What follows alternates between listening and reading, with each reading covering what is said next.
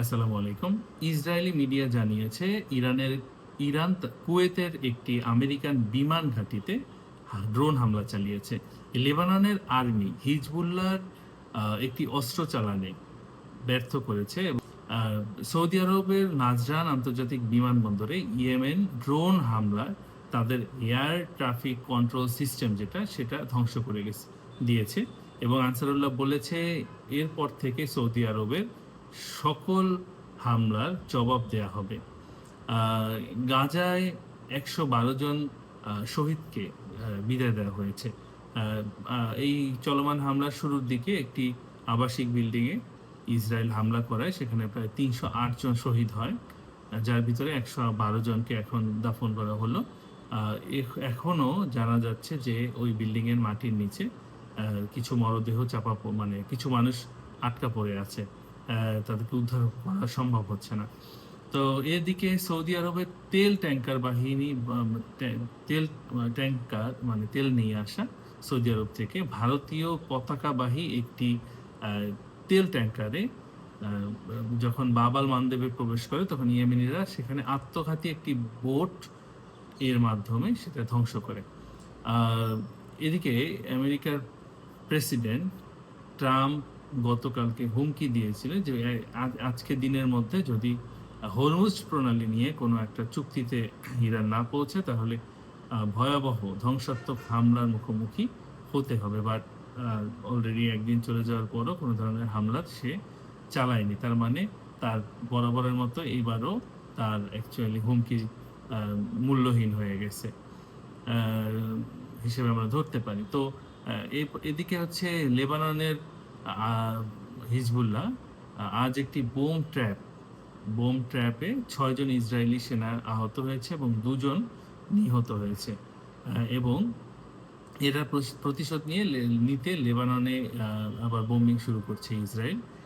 সর্বশেষ আরেকটা খবর আজকে সকালে যেটা পাওয়া গেল যে ইরান আরেকটি মানে অয়েল ট্যাঙ্কারে হিট করেছে হরমুজ প্রণালীতে।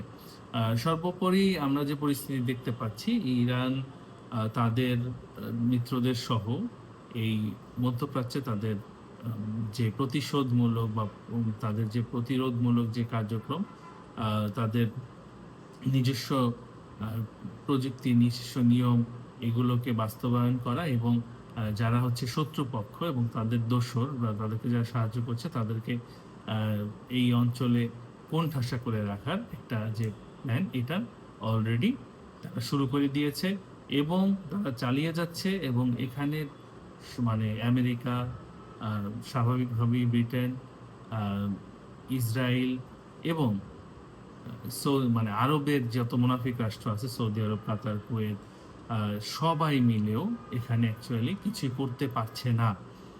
এবং বারবার দেখা যাচ্ছে আমেরিকার প্রেসিডেন্ট বারবার একটা হুমকি দিচ্ছে, বাট হুমকি পর্যন্ত সে অ্যাকচুয়ালি কিছু করতে পারছে না। এই যে পারছে না, এই জায়গাটায় আমেরিকাকে নিয়ে যাওয়া, এটা একমাত্র ইরান সম্ভব করেছে তার জোট এবং সে তার শক্তির মাধ্যমে। এবং ইরান দেখিয়ে দিয়েছে যে কেউ যদি জুলুমের প্রতিবাদ করে, নিজের সম্মানকে প্রাধান্য দিয়ে শত্রুপক্ষের বিরুদ্ধে রুখে দাঁড়ায়, সে কখনো হারে না। কোরআনের একটা আয়াত আমরা সবাই জানি যে যারা শহীদ হয়েছে আল্লাহর রাস্তায়, যারা শাহিদ, সে জীবন্ত হোক বা মৃত হোক, তাদেরকে তোমরা মৃত বলো না। তারা যদি মারা যায় তাদেরকে মৃত বলো না, কারণ তাদেরকে আল্লাহ তাআলা মানে রিজিক দান করেন। তো এই যে শহীদ যারা শহীদ হতে চায় বা শহীদ সাক্ষ্য দিচ্ছে, শহীদি আপনারা জানেন শহীদ সাক্ষ্য দেওয়া কি, শাহাদাত কি। তো এই জিনিসগুলো যারা করে তারা অ্যাকচুয়ালি আল্লাহর পক্ষ থেকে রিজিক প্রাপ্ত হয়, তাদেরকে মৃত বা তাদেরকে ধ্বংসপ্রাপ্ত বলা যায় না। এটার একেবারে স্পষ্ট দেখতেছি আমরা যে ইরান দেখিয়ে দিচ্ছে যে আমরা অ্যাকচুয়ালি রুখে দাঁড়িয়েছি, আমাদের শক্তি আমরা ব্যয় করছি ন্যায়ের পথে, ইসলামের পথে, আত্মসম্মানের পথে। তখন আল্লাহ তাআলা তাদেরকে মানে যেটাকে বলে যে তাদেরকে সম্মানিত করেছে এবং সাহায্য করেছে।